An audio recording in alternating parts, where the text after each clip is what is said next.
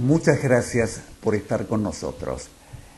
Y hoy la novedad es que Factor Comuna, nuestro programa, está en el mundo gracias a la magia de Internet.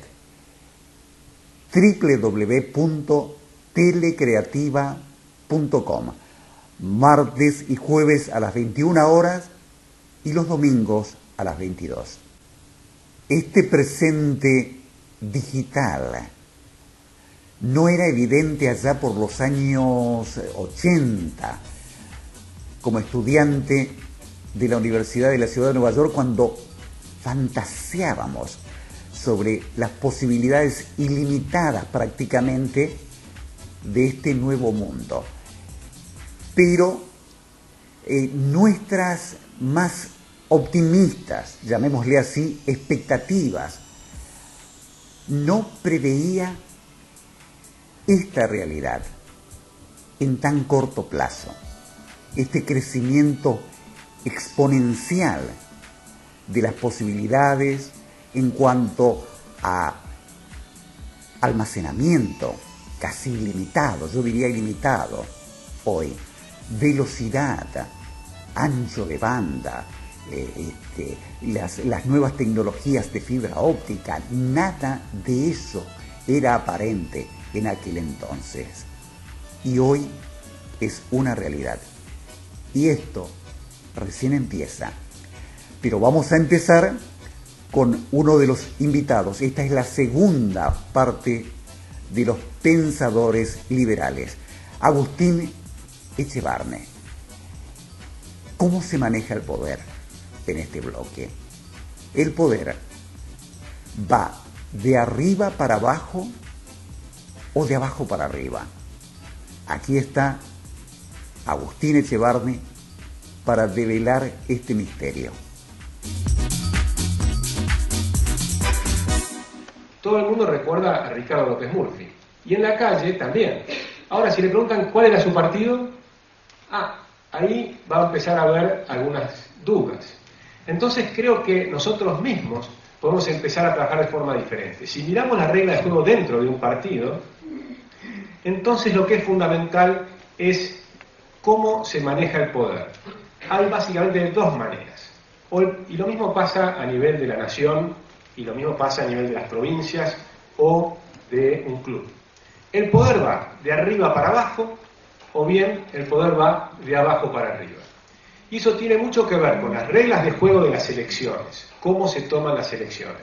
Si se toman con lista sábana, dentro de un partido o dentro a nivel nacional o provincial es lo mismo, lo que va a ocurrir es que las personas eligen, no están optando por cada uno de los individuos, sino que optan por listas. Al optar por listas, se arman por lo pronto bandos dentro del partido. Se divide por bandos, de forma tal que el bando que pierde, y de acuerdo a cómo están las instituciones, si pierde mucho poder, muchas veces se van y hacen su propio partido. Y por eso tenemos 850 partidos en Argentina. Entonces las reglas de juego implican muchas cosas. Si en cambio se eligen persona por persona, entonces ahí reaparece el principio de representación. Originalmente la idea de la Constitución era el sistema representativo, que significaba el voto uninominal. Es decir, que cada región, cada circunscripción enviaba un representante.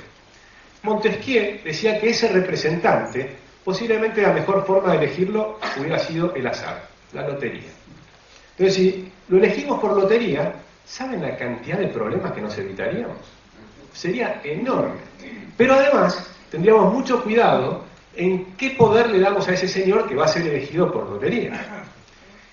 No importaría tanto los temas ideológicos, de derecha, de izquierda, importaría mucho más que realmente lleve adelante los intereses de nuestro sector.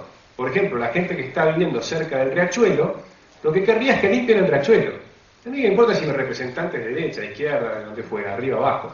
Lo que me interesa es que limpie el riachuelo, que me baje los impuestos, cosas concretas. Entonces ahí habría mucho más sentido de representación. Mientras que cuando se elige una lista sábana, ocurren varias cosas. Primero, que nadie conoce quiénes están en esa lista sábana, excepto el primero y tal vez el segundo lugar. Si les pregunto a ustedes a quién votaron, en la provincia de Buenos Aires, la mayoría acá, ¿cuántos son de la provincia de Buenos Aires? La gran mayoría. O sea que han votado a 30 diputados, 35 diputados, por mitad, ¿no?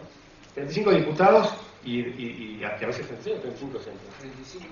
35 diputados. ¿A cuántos recuerdan? Hagan el ejercicio de memoria. ¿Cuántos de los diputados que votaron ustedes recuerdan? 1, 2, 3, y ustedes están dentro del seguramente el 1% mejor preparado de la Argentina. O sea, imagínense el resto. Significa que el resto de las personas, ¿quién los eligió? Es muy simple, el jefe de la lista.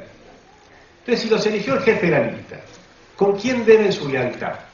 Muy simple, al jefe de la lista. ¿Dónde están sus intereses? En ser reelegidos. ¿Por quién? Por el jefe de la lista. ¿De qué manera entonces podemos decir que hay un sistema representativo? No, representan al jefe de la lista. La gran mayoría de los diputados representan al jefe de la lista. Entonces tenemos un sistema de caudillajes y no un sistema de real representación. Con lo cual, cambiar los sistemas es fundamental. Nosotros hace ya muchos años reunimos 500.000 firmas para eliminar las listas sábanas. Para nosotros es un tipping point, como dicen, ¿no? Es una de las cosas que cambiaría el sistema político de la Argentina. Si eliminamos las listas sábanas y recuperamos el sistema de representación, sería una cosa muy diferente. Nos decían, pero el sistema uninominal tiene un grave problema. El problema que tiene es que, por ejemplo, en la provincia de Buenos Aires, donde hay seguramente 135 diferentes distritos, pero deberíamos dividirlos, etc. Tal vez serían cada dos de esas circunscripciones un diputado, podría ser, por ejemplo, sería un número parecido a los diputados de hoy día, pero una minoría, pero que sea la primera minoría, podría llevarse la gran mayoría de las bancas. Yo le preguntaba a un politólogo muy conocido, ¿usted cree, por ejemplo, que en la provincia de Buenos Aires entonces el peronismo se llevaría, digamos, el 80% de las bancas? No, me dice, el 80% no, el 100%. ¿Ah, sí? Pues mire usted, lo cierto es que la provincia de Buenos Aires tiene circunscripciones uninominales, que son las elecciones de los intendentes. Y las elecciones de los intendentes demuestran que hay mayor diversidad en las intendencias y mayor porcentaje de los partidos pequeños que del peronismo, comparado con la misma provincia de Buenos Aires con sistema de listas sábanas en sus diputados provinciales. De forma tal que ese mito no es otra cosa que un mito. Pero de todas maneras, si no les gusta el sistema uninominal, hay otros sistemas que mantienen la representación y permiten superar este problema. Por ejemplo, el sistema binominal chileno. Entonces, al elegir 2 personas por cada circunscripción, iría una por la mayoría y otra por la minoría. Y hay todavía un sistema adicional que me llevaría un tiempo largo explicar, pero que algún día merece la pena ser explicado porque puede ser utilizado para clubes de fútbol, para ONGs, para partidos políticos. Es el voto único transferible, donde uno vota a circunscripciones, por ejemplo, tetranominales, con 4 personas, pero nominalmente, conociendo cuáles son esas personas, fulano, mengano, sultano. De manera tal que no hay listas, y por lo tanto no hay bandos, no hay banderías, sino que cada persona por sí mismo va. Y además cambia completamente el proceso de decisiones. Porque si uno toma cualquiera de estos 3 sistemas, y entonces tenemos representantes de nuestras circunscripciones, donde la reelección de cada uno de ellos no depende del jefe de la lista, sino que depende de su constituency, de las personas que votaron por ellos, es decir, de las personas de su pueblo, de su región. Entonces cambia completamente la forma en que se toman decisiones. Al hacerlo así, pasan cosas interesantes. Hoy en día, por ejemplo, un candidato a presidente, digamos, por decir, para mí cualquiera, pero por decir, Mauricio Macri, hoy tiene que tomar decisiones en todo el país. ¿Cómo hace para elegir a los candidatos de todo el país? Los próximos 12 meses va a haber una lucha interna en el PRO, como en los demás países, de partidos, fenomenal, por el lugar en la lista. ¿Cómo sería esa lucha interna? ¿Cuáles son los incentivos? ¿Cómo sería la forma de trabajo de las personas en ese partido? Miles de políticos estamos hablando en los próximos 12 meses con un sistema como el que nosotros proponemos. Saldrían a la calle a explicar las ideas y a juntar votos para él, para que lo voten a él cada uno en su circunscripción. ¿Cuál va a ser el proceso dentro del PRO de los próximos 12 meses? Todos esos mismos miles de personas van a estar trabajando hacia adentro del partido, tratando de llegar a la mesa chica que toma las decisiones, tratando de llegar a Mauricio, a José, ¿no? A todos los chicos que están cerca de allí y a los que tienen alguna influencia, tal vez un Nicolás, Horacio, ¿no? Y todos esos miles y miles de personas apuntando hacia un solo lugar. Imagínense las presiones que pobre Mauricio va a tener. Todas las flechitas apuntando hacia él. En nuestro sistema, todas las flechitas se extienden hacia afuera. Y además van a hablar con la ciudadanía. Y se genera ese diálogo con la ciudadanía, que es completamente diferente. Pensemos un minuto cómo es el sistema de financiamiento de los partidos. Nuevamente, el poder puede ir de arriba para abajo o de abajo para arriba. En Estados Unidos, los partidos políticos se financian de abajo para arriba. Y el que financia es el que tiene el poder, es el que tiene el control. Los votos de los que están votando también con su dinero son los que van definiendo quiénes son los próximos candidatos. En Argentina se financia de arriba para abajo, del centro hacia afuera, desde la capital a todo lo demás. El Estado recibe dinero, pero después hay campañas de financiamiento que además son ilegales, porque está prohibido en Argentina que financien las empresas, pero todos sabemos, hasta un montos muy pequeños, pero todos sabemos que en realidad financian mucho más y que se hace todo en negro, etc. Pero lo importante es que se hace de arriba para abajo. Entonces tenemos un sistema donde el jefe de la lista no solo te nombra, sino que además te da plata, te financia. Y luego cuando ingresás al gobierno, al cualquier cargo legislativo, en la provincia, en el municipio, en la nación, recibís además un montón de otros beneficios, ¿no? Que yo creo que hay que recortarlos todos. Yo eliminaría, por ejemplo, todos los autos públicos, todo el transporte en aviones, helicópteros, todos los privilegios de dónde pueden estacionar, por qué puede estacionar un diputado y no puede estacionar un empresario que va a trabajar. Todos esos privilegios de la clase política hay que eliminarlos todos. Incluso el que lleva los nietos hasta la paz.